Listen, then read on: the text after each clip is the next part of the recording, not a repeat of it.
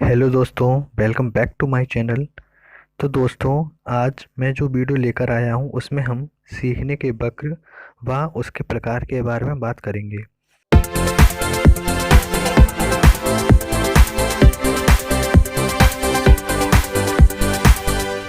सीखने का वक्र। जब हम अपने जीवन काल की किसी कार्य को सीखना प्रारंभ करते हैं तो सीखने की गति प्रारंभ से अंत तक एक समान नहीं रहती। तो जो हमारी जो गति होती है सीखने की, वो प्रारंभ से और अंत तक समान नहीं रहती है। यह गति कभी तेज, कभी धीमी एवं कभी बिल्कुल रुक जाती है। यदि सीखने की इस गति को एक ग्राफ पर अंकित करते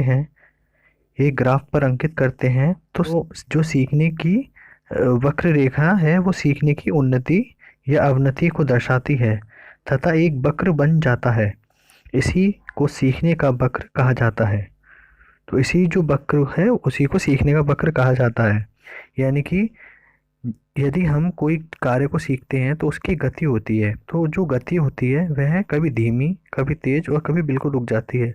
और यदि इसी गति को हम यदि ग्राफ के पेपर पर अंकित करते हैं तो वो एक वक्र बनाती है। इसे ही हम सीखने का वक्र कहते हैं।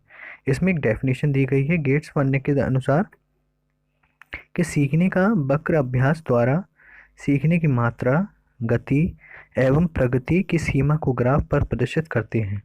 तो ये एग्जाम की दृष्टि से काफ़ी महत्वपूर्ण है और ये काफ़ी बार पूछा भी जाता है, तो आप इसको अच्छे से तैयार कर लीजिएगा। चलिए आगे बढ़ते हैं। आगे आपका जो सीखने के वक्र के प्रकार हैं वह 4 प्रकार के होते हैं: सरल वक्र, उन्नतोदर वक्र, नतोदर वक्र और मिश्रित वक्र। तो चलिए इनके बारे में पढ़ लेते हैं। आपका है सरल वक्र, इसे इंग्लिश में स्ट्रेट लाइन कर्व भी कहते हैं। जब समय के साथ साथ अधिगम की मात्रा में समान रूप में वृद्धि होती है तब उसे सरल रेखीय वक्र कहते हैं। यानी कि जब हम कोई कार्य को सीखेंगे और उसमें जो हमारी गति है वो एक समान रहे तो वहाँ हम सरल वक्र का निर्माण करेंगे। बहुत कम परिस्थितियों में ही वक्र पाया जाता है। सरल रेखीय वक्र को समान उपलब्धि वक्र या समान निष्पादन वक्र या रेखीय त्वरण वक्र भी कहते हैं, यानी कर्व ऑफ इक्वल रिटर्न्स। इसको अन्य नामों से जाना जाता है जैसे कि समान उपलब्धि वक्र, समान निष्पादन वक्र और रेखीय त्वरण वक्र भी सरल वक्र को कहते हैं। तो आप देख पा रहे होंगे कि जो हमारी सीखने की जो क्षमता है यानी कि जो गति है वो एक समान ही जा रही है, इसलिए हम इसे सरल वक्र कहते हैं। तो चलिए आगे बढ़ते हैं।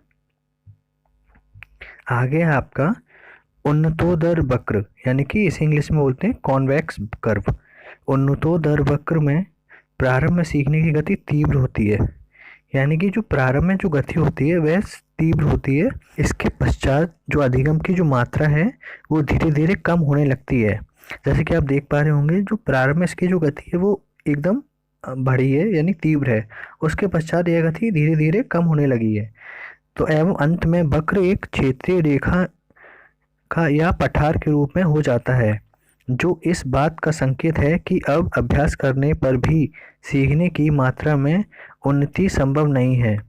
इसे घटनशील उपलब्धि वक्र यानी कि कर्व ऑफ डिक्रीजिंग रिटर्न्स या नकारात्मक गति वक्र भी कहते हैं। प्राय अधिगम वक्र इसी प्रकार के होते हैं। उन्नतोदर वक्र को नकारात्मक गति वक्र या कर्व ऑफ डिक्रीजिंग रिटर्न्स भी कहते हैं, क्योंकि इसमें जो गति होती है वो प्रारंभ में तो बढ़ती है और बाद में कम होती है। तो चलिए आगे बढ़ते हैं। आगे आपका नतोदर वक्र। नतोदर वक्र में इसको इंग्लिश में कॉनकेव कर्व भी कहते हैं। इस वक्र में समय अथवा प्रयास के साथ साथ अधिगम की मात्रा में अधिक होती है, यानी कि इसमें क्या होता है, प्रारंभ में धीमी होती है और उसके बाद इसकी स्पीड तीव्र हो जाती है, इसीलिए इसे नतोदर वक्र या सकारात्मक गति वक्र इंग्लिश में से कहेंगे कर्व ऑफ इंक्रीजिंग रिटर्न। तो चलिए आगे बढ़ते हैं। नतोदर वक्र के बाद हमारा आता है आपका मिश्रित वक्र रेखा। मिश्रित वक्र रेखा इसे बोलते हैं कॉम्बिनेशन टाइप्स कर्व, यानी कि जो मिश्रित वक्र है वो उन्नतोदर वक्र एवं नतोदर वक्र का मिला जुला रूप है। इसे एस रूप का वक्र भी कहा जाता है। इस वक्र में आरंभ में सीखने की गति धीमी, उसके बाद तेज हो जाती है तथा कुछ समय तक सीखने की में तेजी बनी रहती है। इसके बाद क्रमशः सीखने की गति फिर धीमी हो जाती है। इसी प्रकार आरंभ में प्रगति तीव्र तथा बाद में मंद हो सकती है। तो आप देख सकते हैं कि इसमें जो गति होती है वह पहले धीमी होती है, फिर तीव्र हो जाती है, उसके पश्चात फिर यह धीमी हो जाती है। इसलिए इसे एक्स प्रकार का वक्र भी कहते हैं, क्योंकि ये एस के रूप में बन जाता है। तो उम्मीद है दोस्तों आपको ये वीडियो अच्छी लगी होगी। यदि आपको ये वीडियो अच्छी लगी हो तो वीडियो को लाइक कर दीजिएगा, शेयर कर दीजिएगा, कमेंट कर दीजिएगा। और अगर आप चैनल को सब्सक्राइब नहीं किया अभी आपने, तो चैनल को सब्सक्राइब कर लीजिएगा और बेल आइकन को प्रेस कर दीजिएगा, ताकि आपको आने वाली हमारी सभी वीडियोस का अपडेट मिल सके।